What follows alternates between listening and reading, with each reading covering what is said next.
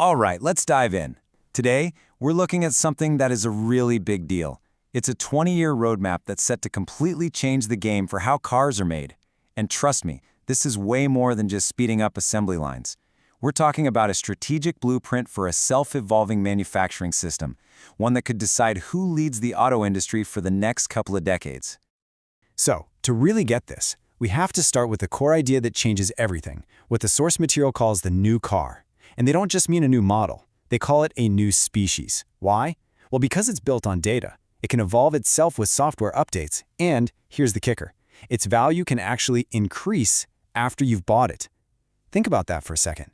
That one idea is the engine behind this whole manufacturing revolution.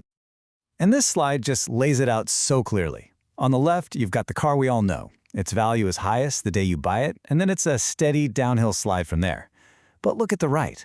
That's the new car. It totally flips the script. Because of this constant loop of data and software updates, the car actually gets smarter, more capable, and its value can go up over time.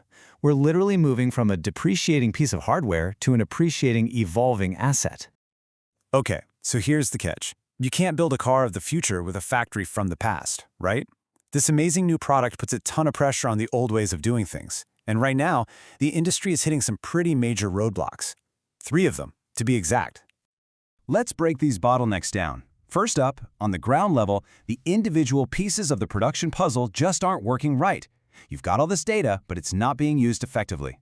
Second, the whole value chain is broken up. You've got R&D over here, the supply chain over there, and production in another corner, all working in their own little data bubbles. They don't talk to each other.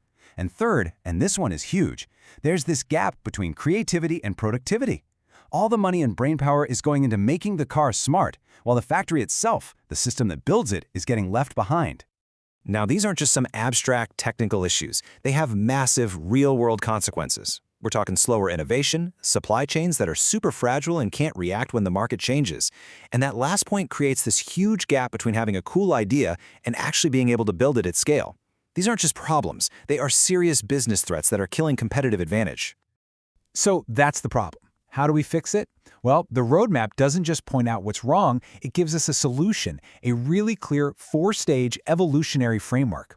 This isn't some quick fix, it's a structured path to get the whole industry from where it is today to where it needs to be. And this shows the journey perfectly. It all starts with stage 1, digitization. That's the foundation, just getting all the data. Then you move to stage 2, networking, which is all about connecting those dots. Stage 3 is where it gets really cool, intelligence. That's where you start using AI to make smart optimizations. And finally, the ultimate goal, stage 4, self-evolution. The entire system learns, adapts, and gets better all by itself.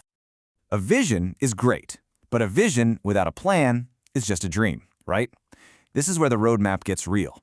It becomes a blueprint with specific, measurable goals laid out for 2030, 2035, and all the way out to 2040. And just look at these numbers. They are not messing around. By 2040, the goal is a 60% jump in both quality and efficiency, a 35% boost in cost effectiveness, and, get this, a 60% reduction in carbon emissions. Quality, efficiency, cost, and sustainability. Those are the 4 pillars that are going to define success. Let's just pause on one of those numbers for a second. A 60% increase in labor productivity. I mean, that's not just a little tweak here and there. A productivity gain like that is a total game changer. It would completely rewrite the economics of making cars.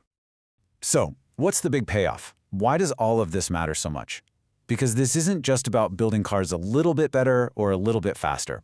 This is about a fundamental shift in how value is created. It's about redefining what it means to be an industrial leader on the world stage. The report uses this really powerful metaphor to explain it. The factory is no longer just a building where you assemble parts. It becomes the industrial mother machine. How cool is that? It's a living system that not only gives birth to the new car, but also helps it grow and evolve long after it's on the road. So, at the end of the day, what do you get when you pull all this off? You get exactly what every manufacturer has always wanted, but on a scale we've never seen before. Higher quality products, way more efficiency, lower costs across the entire system, and you're doing it all in a sustainable, low-carbon way. It's the whole shebang. And that really leaves us with one final big thought. The blueprint for the next 20 years is here. It's on the table. The plan, the vision, it's all laid out. So the only question left is, who's going to be bold enough to actually build it?